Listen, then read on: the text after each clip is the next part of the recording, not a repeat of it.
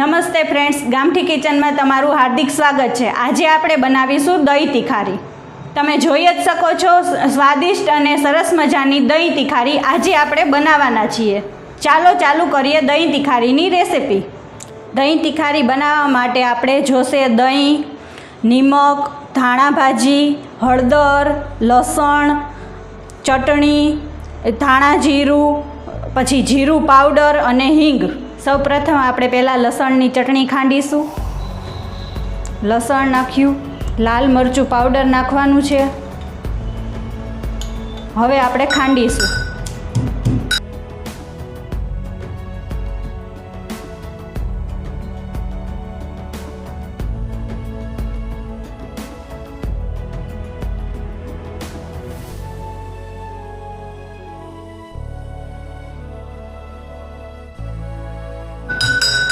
તૈયાર છે લસણની ચટણી। સૌપ્રથમ આપણે ગેસ ચાલુ કરશું। તેમાં આપણે તેલ નાખીશું। તેલ આપણું ગરમ થઈ ગયું છે, તેમાં હિંગ નાખીશું। પછી આપણે લસણની ચટણી જે બનાવેલી છે તે એમાં એડ કરીશું અને તેને તેલમાં સાતળવાની છે।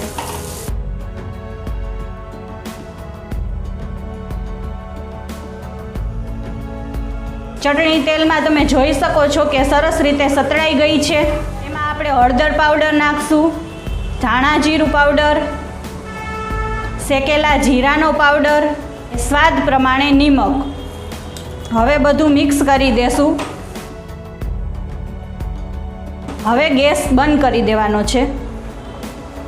ગેસની ફ્લેમ બંધ કરીને પછી જ આપણે તેમાં દહીં ઉમેરવાનું છે અને દહીં તમે જોઈ શકો છો કે આવું દહીં હોવું જોઈએ। દહીં બનાવવા માટેનો વિડીયો પણ આપણે આપણી ચેનલમાં મૂકેલો જ છે। દહીં ઉમેરીશું આમાં ને દહીંને આપણે ધીમે ધીમે આમ કરીને જ ચલાવવાનું છે। બહુ તેને ચલાવવાનું નથી, નહીંતર તે પાણી થઈ જશે।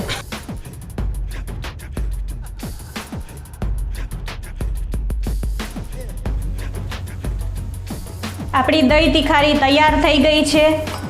તેમાં હવે આપણે ધાણા ઉમેરીશું। તો તૈયાર છે આપણી દહીં તિખારી। જો તમને રેસીપી ગમી હોય તો વિડીયોને લાઈક કરજો। ચેનલમાં નવા હોય તો સબસ્ક્રાઈબ કરીને બેલ આઇકોન દબાવજો। આવજો ફ્રેન્ડ્સ।